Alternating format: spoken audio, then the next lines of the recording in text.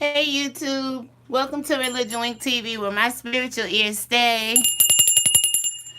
Just a brief recap, we are going to listen to the police report on Jussie Smollet. Jussie did lie. You're gonna hear that Jussie did this because of his pay was low. He was trying to put some money in his pocket. But before that, I'm working on a giveaway video. I had a 750th supporter, Elise 7. She won, and I have a special video set aside for her. She already collected her prize, and I just want to share the conversation with you guys with that.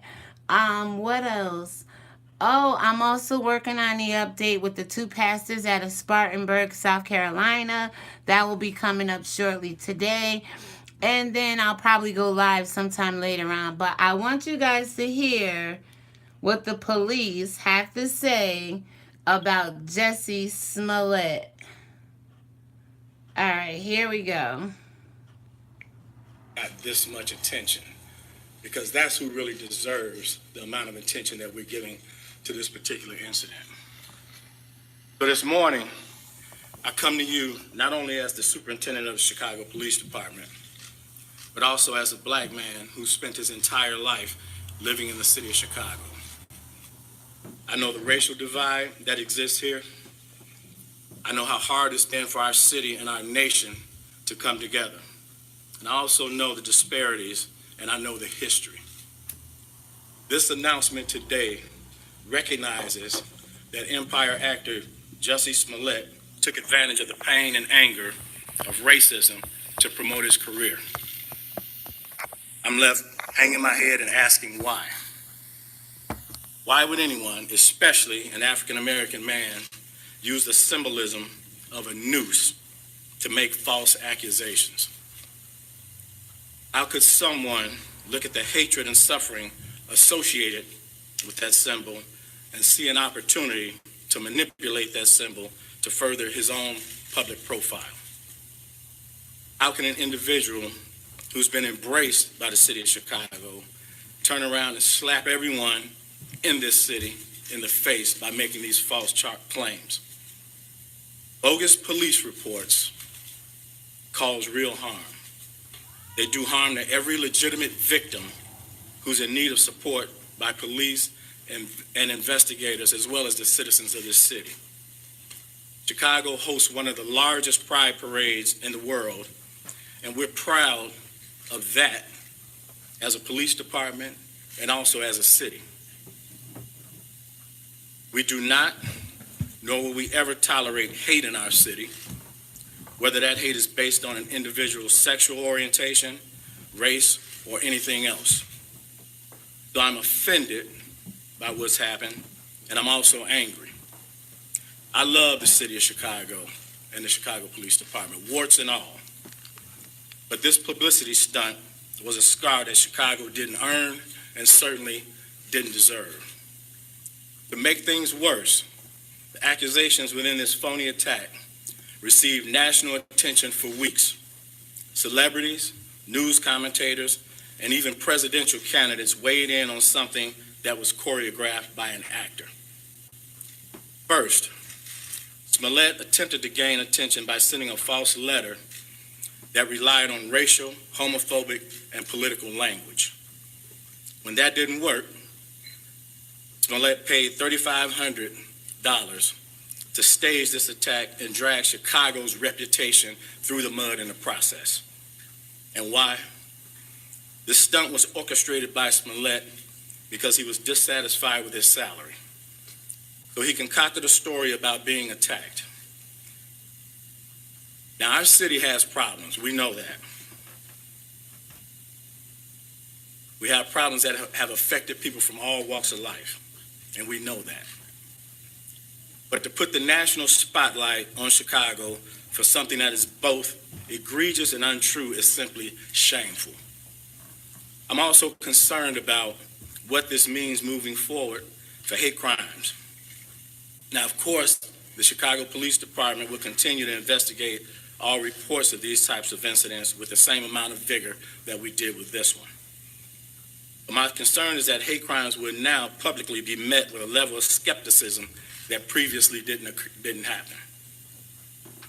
That said, Smollet was treated as a victim throughout this. Everybody doing it right.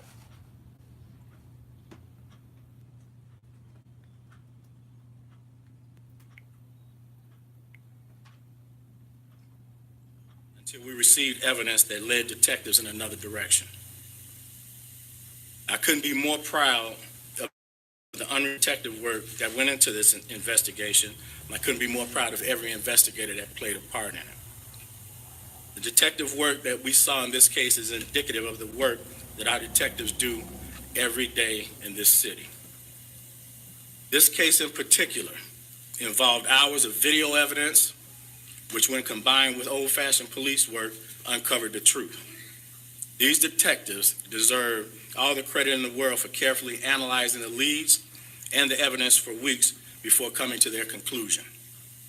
I'd also like to thank the FBI for their help in this investigation. The FBI's partnership with CPD has been pivotal in this particular case. I only hope that the truth about what happened receives the same amount of attention that the hoax did. I'll continue to pray for this troubled young man who resorted to both drastic and illegal tactics to gain attention. I'll also continue to pray for our city, asking that we can move forward from this and begin to heal. And now I'd like to call up Commander Edward Wadnicki, who personally led this patient and deliberate investigation, to walk everyone through how the Chicago Police Department arrived at this point. But before we go ahead and listen to him, he's going to come on and recap pretty much everything Jussie Smollet said from the beginning up until him being in court around, I believe 1:30 today. I have some receipts that'll, prove it and show that. So let's go ahead and pick up where we were. And I hope everyone's having a good day today. Good morning, everyone. My name is Edward Wadnicki. I'm the commander of the Area Central Detective Division. I'm here to answer questions. Okay, the boss just corrected me. Please forgive me. I'm supposed to go through the timeline of our investigation. It's okay. So here's where we are. As you all know, on the early morning of February 29th at 2 o'clock in the morning, Jussie Smollet reported that he was the victim of a hate crime. Detectives responded to the incident and interviewed him eventually at Northwestern Hospital, where he reported to us that the two offenders yelled racial and homophobic and political statements at him and beat him, put a noose around his neck, and threw bleach on him, and then fled from the area. We learned at the time that Jussie was not hurt, other than scratches on his face, maybe some bruising, but no broken ribs or serious injuries. So we started a full-scale investigation into this hate crime, a very serious crime anywhere.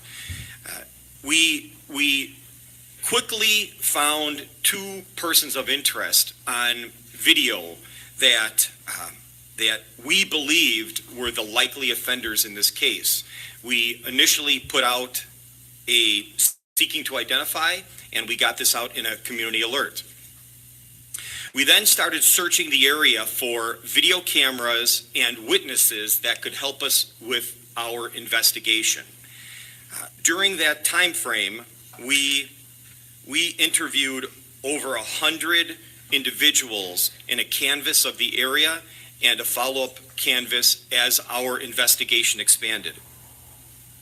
We located approximately 35 of our Chicago Police pod cameras in the area and in the areas that we determined these two persons of interest fled. We additionally found over 20 private sector cameras. And I got to say that was super useful in this investigation.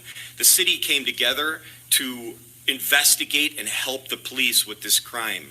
It was because of these pod cameras, our investment into technology in the city of Chicago, and the great assistance from the community in giving us those other cameras that led us to a really solid timeline of where our two persons of interest went. So in short, we were able to track them initially forward. So after the crime, we were able to see that they fled in a particular direction and eventually got into a cab. Our investigators located that cab, interviewed the cab driver, got some video out of that cab, followed that cab using all of these surveillance cameras that are located throughout the city, the pod cameras, to an area up on the north side where they abruptly stopped the cab, got out, and walked on foot. Again, the community came together to provide us with security footage from their private cameras. So at that point, we then started tracking these two persons of interest backwards to where they came from. So we followed them walking around and eventually back to where they had gotten out of a cab. Now, I'm going to stop right there. Basically, they caught Jussie in a lie. Basically, Jussie was, there's reports out there that Jussie needed money. He wasn't getting paid enough on Empire. So he came up with this whole scheme. Again, I told you, I'm not fond of the whole lie because John 8:44 says that Satan is the father of lies. So I'm not cool with Jussie out here lying and setting black people back as far as the progress we have made within society. So I hope you enjoyed this video. I'm pretty much done with Jussie Smollet. I mean, there's other things out here we can focus our attention on. And Jussie lying to get extra money is just another manipulating scheme like so many other black people have done in the past, people in general, just to come up, just to keep funding their livelihood instead of admitting, okay, I don't have the money I have to back my lifestyle, so let me just go ahead and fall back. Let me go ahead and get a real job. Let me go ahead and apply for some other acting jobs in order to, fund my way of life or, to keep myself afloat. So with that being said, subscribe, like, and share this video. And I hope and pray that you get something out of what Jussie has just done before the masses, which is to be deceptive.